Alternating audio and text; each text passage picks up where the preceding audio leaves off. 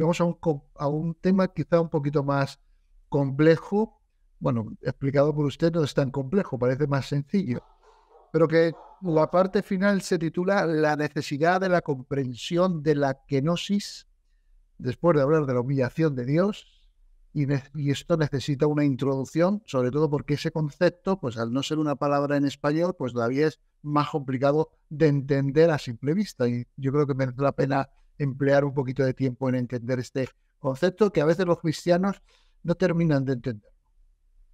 Bueno, kenosis significa vaciamiento, despojamiento, anonadamiento, y está expresado en el himno cristológico de Filipenses capítulo 2, versículo 6 en adelante. Todos conocéis ese texto, solamente con repetirlo ya podemos descubrir mucho de ello. El cual, refiriéndose a Cristo, el cual siendo en forma de Dios, no estimó el ser igual a Dios como cosa que aferrarse, sino que se despojó a sí mismo, tomando forma de siervo, hecho semejante a los hombres, y estando en la condición de hombre, se humilló, haciéndose obediente hasta la muerte y muerte de cruz.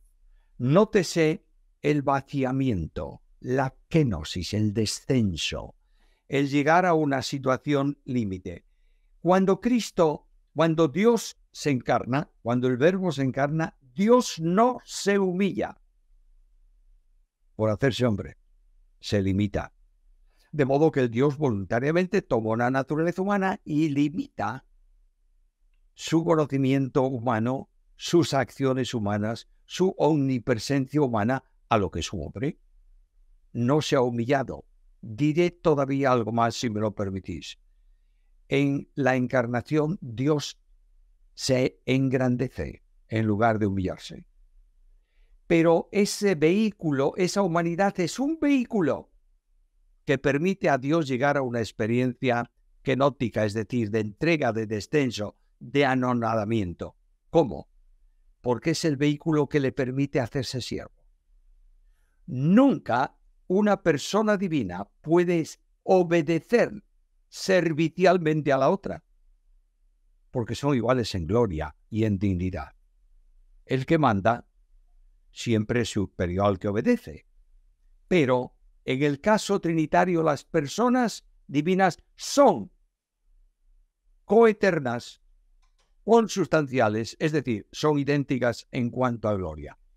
Pero es por medio de su humanidad, subsistente en el Verbo eterno, que forma parte identificativa con él y que él utiliza para expresión especialmente de gracia, permite obedecer sin reserva al Padre que le envía para ser víctima expiatoria por el pecado del mundo.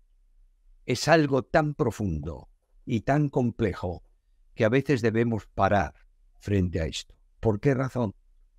Porque desde ese estado de limitación, de humillación, mejor dicho, perdón, de humillación, desde esa condición de siervo, Cristo gusta la muerte.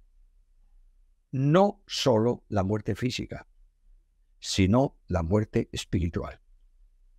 Y en el momento en que se produce la interrupción de la comunión, no por el pecado de Jesús, sino porque es portador del pecado y el sacrificio expiatorio por el pecado, en el momento misteriosísimo en que el Padre trata a Jesús, el hombre, en la cruz, como si fuese maldición, en ese momento se produce inexorablemente la reconciliación. Dios reconcilia consigo al mundo. Explico esto de una forma muy simple. Imaginémonos que aquí tenemos al Padre, este es el Hijo, están en comunión eterna, uno frente al otro, en medio de ellos, como expresión de ese amor y comunión, el Espíritu Santo.